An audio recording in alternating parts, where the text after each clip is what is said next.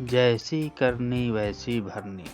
एक कहानी है दोस्तों, लोमड़ी और बगुला की।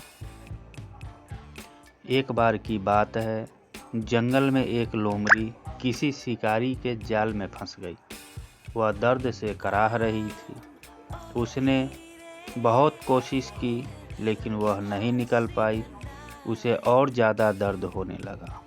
लोमड़ी की चीखती हुई आवाज़ पास में ही एक तालाब के बगुले को सुनाई दी। बगुला उसके पास पहुंचा और चोंच से मार मार कर उस जाल को तोड़ दिया।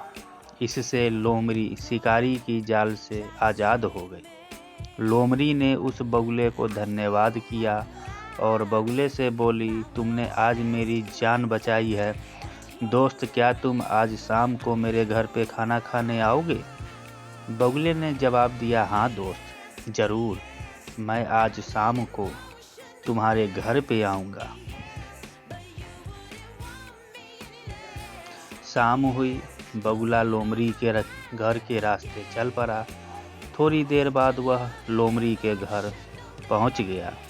लोमड़ी ने बगुले का स्वागत किया और बैठाया और कहा कि दोस्त, तुम यहाँ बैठो, मैं खाना लेकर आता हूँ। अब आपको तो पता ही है कि लोमड़ी बहुत चालाक होती है। उस लोमड़ी ने आज बगुले के साथ मजाक करने की सोची। लोमड़ी ने जानबूझकर दोनों के लिए खाना थाली में परोसा।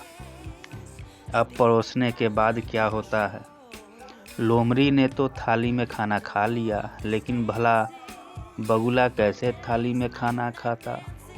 उस शाम बेचारा बगुला भूखा ही रह गया।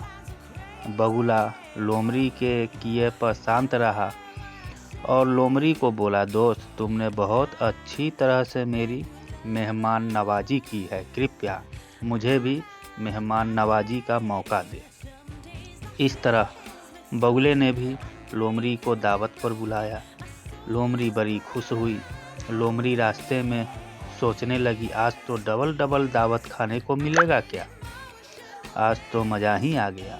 लोमड़ी बगुले के पास पहुंची। बगुले ने उसी तरह लोमड़ी का स्वागत किया और बैठाया और बोला कि दोस्त, तुम यहाँ बैठो, मैं खाना लगाता हूँ। बगुले ने लोमड़ी से बदला लेने की सोची। उसने भी जानबूझकर दोनों के लिए एक सुराही में खाना लगाया। भाई बगुले ने तो आसानी से सुराही में चोंच डालकर दावत का मज़ा ले लिया, लेकिन इस बार बेचारी लोमड़ी भूखी ही रह गई, क्योंकि उसका मुंह सुराही में जा ही नहीं रहा था। तब लोमड़ी को इस बात का एहसास हुआ कि जैसा मैंने बगुले के साथ किया था वह मेरे साथ हुआ, और लोमड़ी ने बगुले से माफ़ी मांगी। जैसी करनी वैसी भरनी। चींटी और टिड्डे की कहानी। मानसून आने वाला था। पूरे जंगल में सभी पशु पक्षी अपने अपने खाने और रहने का इंतजाम कर रहे थे। गौरैया चिड़िया घोंसला बना रही थी। गिलहरी जरूरी खाने पीने की चीज़ों को इकट्ठा कर रही थी।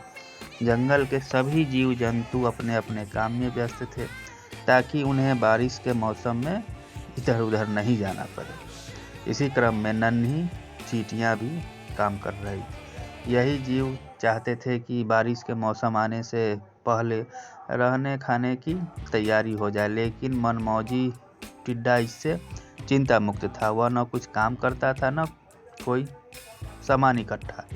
इसके बजाय वह निठल्ला घूमता था और दूसरे जो काम में व्यस्त थे उन्हें भी परेशान करता था।